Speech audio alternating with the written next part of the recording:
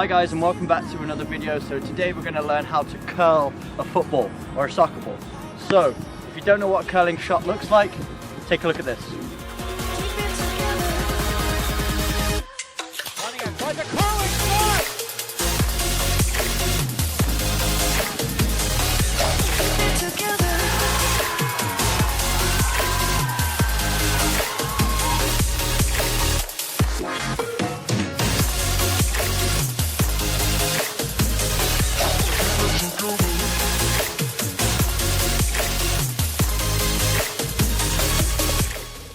Okay, so as we can see, it's very difficult for the keeper to save for two reasons. Either you can curl it out of the goalkeeper's reach, so it actually goes around his grasp and there's not much you can do about it and it ends up in the back of the net.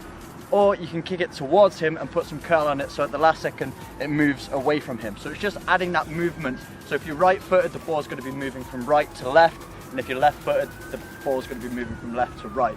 So I'm just going to show you the basic technique on how I curl a soccer ball. Obviously you've got to adapt your own comfortability with the run up and everything else and find your own technique, but I'm just going to show you the basics that are going to help you improve your shot. Alright, so step one is obviously the run up. So I use the same run up for a moving ball that I do a free kick as well. So when I've got the ball down, I usually take about a 90-degree angle away from the goal, maybe a little bit less, but I really want to be coming from the side, because I find coming from a really wide angle, it allows me to get that whip that I need. It allows me to get around the ball, wrap my foot around and use the correct technique to get enough spin that it creates enough movement to deceive the goalkeeper. Maybe take about 4 or 5 steps back. Same with the moving ball. So if it was a free kick, I would just take 4 or 5 steps back. If it was a moving ball, I would knock it out in front of me, so that I would be taking about 3, 4, 5 steps. So kind of like this. So now we figured out the run up. Obviously we need to talk about the planting foot. So the planting foot is very, very, very important, as always in a shot, because that really determines where the ball is going to go. So unlike a normal straight shot or a driven shot, we're not pointing our foot exactly where we want the ball to go. Because we're adding some movement to it, we actually want to shoot away from where we want the ball to go, so that after it adds the curl on, it then ends up in that corner.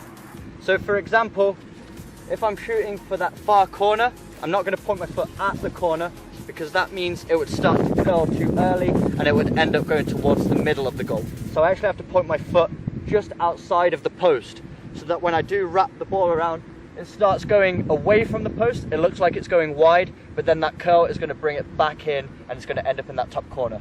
So let's talk about where on the foot we're going to be striking the ball. The area of the foot is right here. So where this Nike swoosh is literally the line just below it. Some people call it the instep, but it's more towards the toe. So you're pretty much making contact with this whole area. Your initial point of contact is high up on the foot, and by the time the ball leaves the foot, it actually ends up being around here. So it's not like you're punting it straight off like a knuckleball or a driven shot where it just fires straight off the foot. You're actually wrapping your foot around it. You're not making a clean contact. You're almost slicing it, trying to get as much spin as possible. Because actually the more spin you get on the ball, the more curl that's going to happen. So we're really looking for a dramatic amount of spin.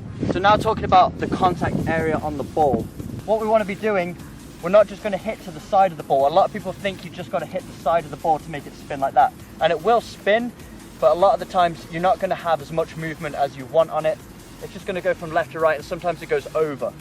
So what we're going to try and do, we're going to add almost a little bit of dip to it as well. If you really want to get that whip effect, not only are you going to hit the ball with spin, but it's going to have a little bit of top spin, just ever so slightly. So not only is it moving from right to left, but it's also going to be going up and down. Especially for a free kick, if you have a wall in the way, you want it to go up and over that wall and come back down as well, while adding the curling effect as well.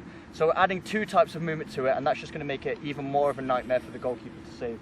So when we make contact with the ball, it's really this lower half of the ball here. So it's this bottom right section. You're hitting this area of the ball, making contact nearer the middle. So your initial point of contact is the middle lower part of the ball, but as you strike the ball, you're wrapping the foot around. You're not just hitting this part of the ball and letting it fly off. You're making initial contact here, and then you're wrapping up. So you want your foot to be hitting up like this. When you make contact with the ball, your foot is actually going to be angled sort of like this.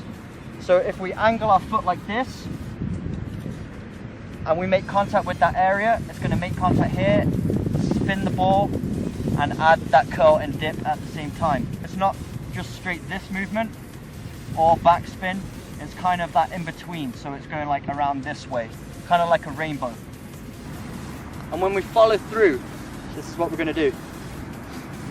When we've made contact and the ball's let go, we're going to arc our leg around.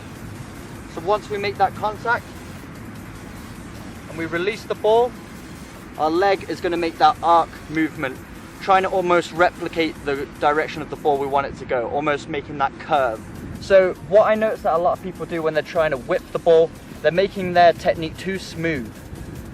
So it's all very one speed. Everything's just sort of the same speed. The thing that's going to get you that whip on the ball that gives you the most dramatic effect through the air is that split second when you're about to hit the ball. You need to create that snap movement with your foot. Okay, and the last thing we also need to do is, after we follow through, our standing foot can do one of two things, depending on the distance you're shooting from.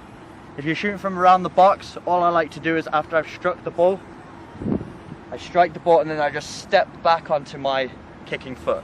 So it's just a step across the body. But if we're shooting from distance, we need to add even more power. So we actually need to come off our shooting foot, because that's where the power is going to come from. It's going to add even more to your follow through.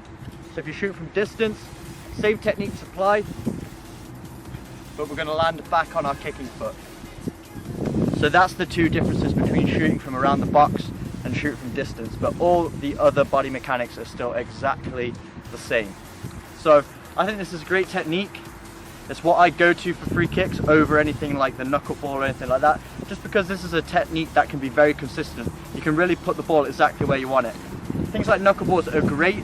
I prefer to shoot knuckleballs on the move, because if I get a free kick, I really don't want to waste that opportunity, and there's a lot more chance of you hitting the target with a curling free kick over other ones. So I think this is a great one to practice. It's really going to add a lot to your game. It's going to help you with your crossing. It's going to help you with corner kicks. The more techniques you can have in your locker to strike the ball, the better all-round player you're going to be. So make sure you practice this one.